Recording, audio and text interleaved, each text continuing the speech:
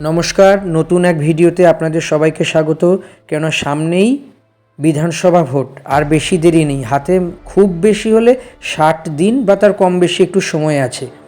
ফলে শাসক বিরোধী দুই যুযুধান যে পক্ষ আছে সেই পক্ষ একে অপরকে বাজি মাত করার জন্য মাত দিতে আপাতত ব্যস্ত হয়ে আছে, কেননা হাতে আর বেশি সময় নেই। তারই মধ্যে গেম প্ল্যান, স্ট্র্যাটেজি এবং সমস্ত কিছু তৈরি করেই বিপরীতে যেই আছে বিরোধী পক্ষকে কিস্তিমাত দিতে হবে। ঠিক সেই কারণেই এখন চলছে নানা ধরনের পাল্টা বিভিন্ন রকমের পরিকল্পনা। তো ইতিমধ্যেই ভোটের দামামা বেজে গিয়েছে। শাসক দল অর্থাৎ তৃণমূল কংগ্রেস বিভিন্ন ক্ষেত্রে বিভিন্ন রকমের প্রচার পরিকল্পনা এবং game plan, strategy, mind set up তৈরি করেছে। যেমন তৃণমূলের সর্বভারতীয় সাধারণ সম্পাদক অভিষেক বন্দ্যোপাধ্যায় গোটা রাজ্য জুড়ে কখনো উত্তরবঙ্গ, কখনো দক্ষিণবঙ্গ, বিভিন্ন প্রান্তে ঘুরে ঘুরে বেরিয়ে ভোটারদের মন জানার চেষ্টা করছেন এবং মন জয় করার চেষ্টা করছেন। দলীয় যে সংস্কার উনি একটা তৈরি করেছেন, সেই দলীয় সংস্কারে ঠিক কতখানি কীভাবে তৈরি করতে হবে সেটাই তিনি এখন প্রচার বা পরিকল্পনার মধ্যে দিয়ে যাচ্ছেন। এবং একই সঙ্গে দেখতে পাওয়া যাচ্ছে যে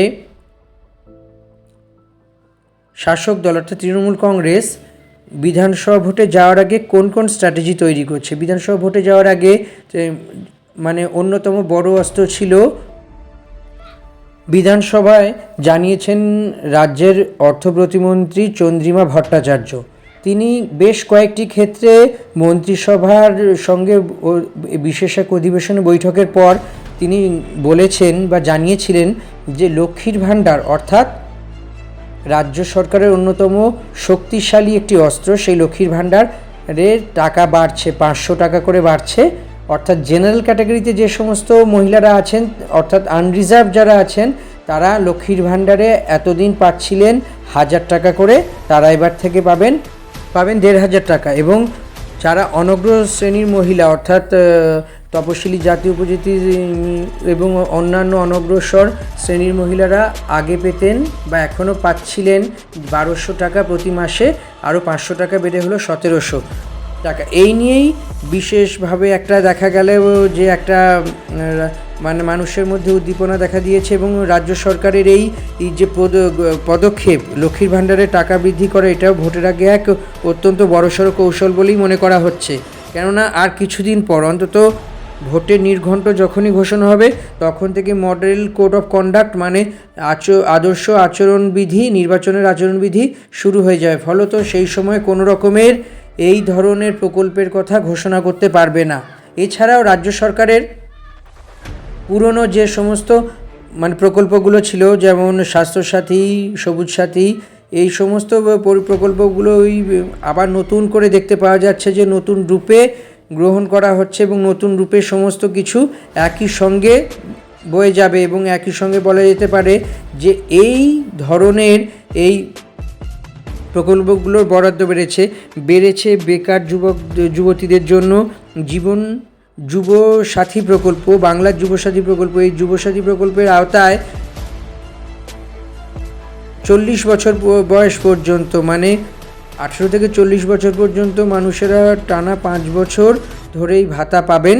এবং এই ভাতা যেখানে মাসে 1500 টাকা করে পাবেন, এই 1500 টাকা করে স্পেশাল স্কিমের। এই নিয়েই বিরোধীরা নানা রকমের নির্বাচনী একটা প্রচারের জায়গা তৈরি করে ফেলেছে। তারা বলছে যে এটি অন্তর্বর্তীকালীন বাজেট, অর্থাৎ এপ্রিল, মে, জুন, জুলাই মাসের বাজেট। এরপর নতুন সরকার যখন আসবে, নতুন সরকার পূর্ণাঙ্গ বাজেট পেশ করবে। ফলত এই যে স্কিম আছে এই স্কিমগুলো কার্যকর হবে না, দাবি পাল্টা দাবি চলছে। এবং মূলত 2021 সালে যখন তৃণমূল কংগ্রেস মনে করেছিল যে এমন কিছু প্রকল্প বাজারে আনতে হবে যা সাধারণ মানুষের মধ্যে বিপুল জনসমর্থন পাবে, একই সঙ্গে সাধারণ মানুষের কাছে এটি অত্যন্ত গুরুত্বপূর্ণ ভূমিকা গ্রহণ করবে। তা এই সমস্ত বিষয়গুলি দেখার পরে দেখতে পাওয়া গিয়েছে যে দুয়ারে সরকার, স্বাস্থ্যসাথী এবং লক্ষ্মীর ভাণ্ডার নামক এই প্রকল্পগুলো বলা যেতে পারে গেম চেঞ্জার। তৃণমূলকে আবার সুপ্রতিষ্ঠিত করেছে, রাজ্যে ক্ষমতা এসেছে এবং বিরোধীরা খড়কুটোর মতো উড়ে গিয়েছে।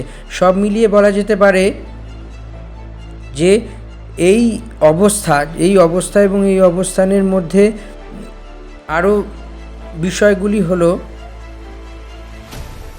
পশ্চিমবঙ্গে অর্থাৎ রাজ্য বিজেপি সভাপতি শ্রমিক ভট্টাচার্য দাবি করেছেন যে তারা যদি ক্ষমতায় আসে, অর্থাৎ বিজেপি রাজ্যে ক্ষমতায় এলে লক্ষ্মীর ভাণ্ডারের বদলে তাদের মেগা প্ল্যান আছে, সেখানে আরও বেশি করে অর্থাৎ 3,000 টাকা করে দেবে এমনই প্রতিশ্রুতি দিয়েছেন বিরোধী দলনেতা শুভেন্দু অধিকারী। তারা বলেছেন যে লক্ষ্মীর ভাণ্ডারের থেকে অন্য বড় অস্ত্র তারা তৈরি করেছেন, সেই অস্ত্রে শান দিচ্ছেন। সব মিলিয়ে বিধানসভা ভোটের আগে এই দাবি পাল্টা দাবিতেই সরগরম হয়ে উঠেছে রাজ্য রাজনীতি। এমনই না, যখন 2021 সালে তৃণমূল কংগ্রেস ভোটের বৈতরণী পার করার আগে বিভিন্ন স্ট্র্যাটেজি তৈরি করেছিলেন এবং সেই স্ট্র্যাটেজির অন্যতম বিষয় ছিলই যে কী করে আরও সাধারণ মানুষের কাছে পৌঁছানো যায় এবং সাধারণ মানুষের কাছে সরকারি যে প্রকল্পগুলি, সেই প্রকল্পগুলি সুযোগ সুবিধে দেওয়া হয়। তো সব মিলিয়ে দেখতে পাওয়া যাচ্ছে যে অত্যন্ত একটি বড় ব্যাপার তৈরি হয়েছে। সেই ব্যাপারটি হলো যে শাসক দল অর্থাৎ তৃণমূল কংগ্রেসের যে ক্ষমতা বা যে দাপট আছে, সেই দাপট ধরে রাখা এবং সেই দাপটের সঙ্গে বিজেপির মানিয়ে চলা এবং গ্রাসরুট লেভেল বা তৃণমূল স্তরে সংগঠন বিজেপির নেই। ফলত তাদের কাছে রাজনৈতিক উত্তাপ গরম করা ছাড়া এই মুহূর্তে কোনো বিষয়ই নেই, অন্য কোনো বিষয়ই নেই তাদের কাছে, অন্য কোনো ইস্যুও নেই বা জনসমর্থনও সেই আকারে তৃণমূল কংগ্রেসের যে জনভিত্তি আছে সেই জনভিত্তিও নেই।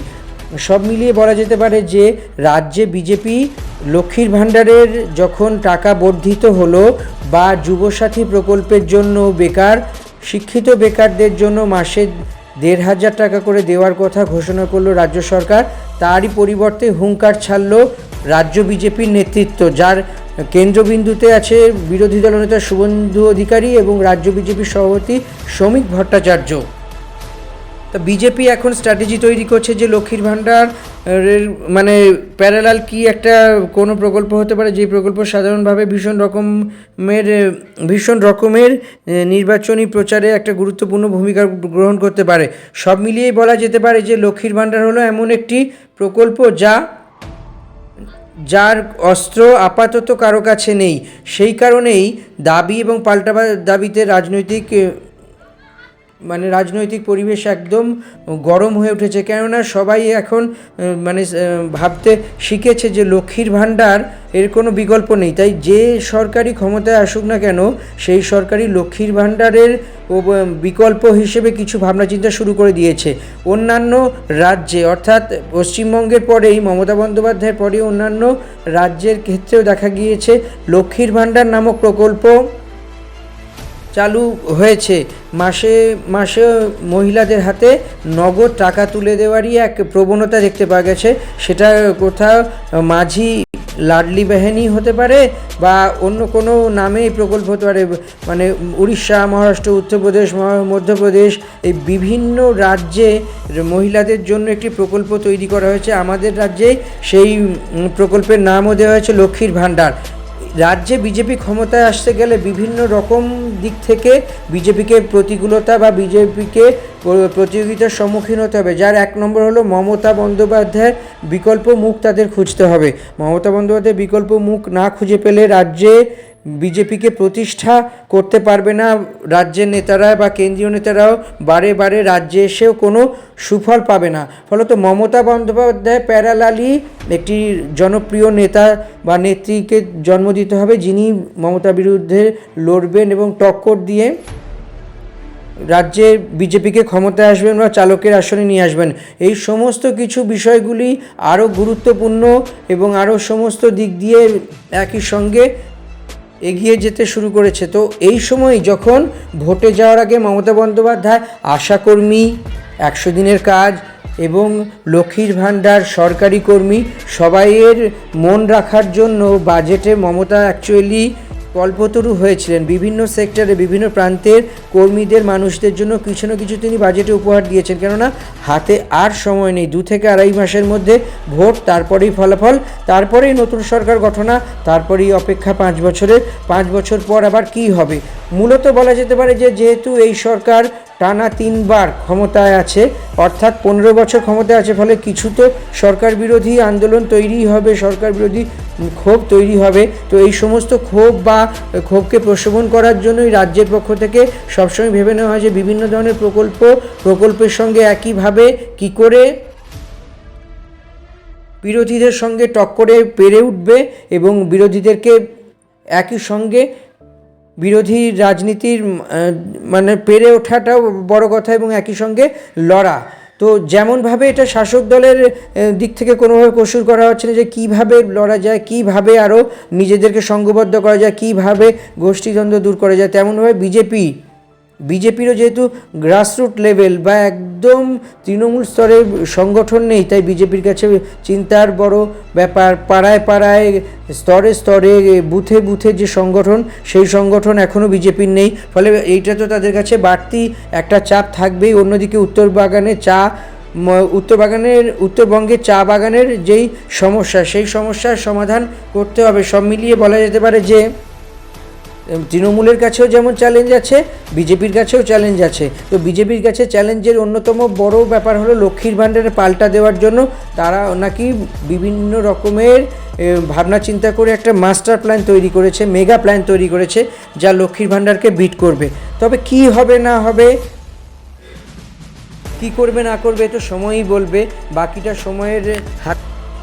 তাই সময়ের হাতেই যখন আছে, সময়ই এই সমস্ত কথাগুলো বলে মানে কি হতে চলেছে রাজ্য বিজেপির অবস্থা বা আগামী বিধানসভা নির্বাচন 2026-এ বিধানসভা নির্বাচনে কোন দল ঠিক কী করতে চলেছে, কারাই বা ক্ষমতায় আসতে চলেছে, জানতে আমাদের ভিডিও দেখুন। ভালো লাগলে সাবস্ক্রাইব করে দিন চ্যানেলটিকে এবং বেল আইকন ক্লিক করে দিন। লাইক, শেয়ার, কমেন্ট তো করবেনই, আর আপনাদের সুচিন্তিত মতামত আমাদের অনুপ্রেরণা জুগিয়ে যাবে নতুন ভিডিও করার জন্য।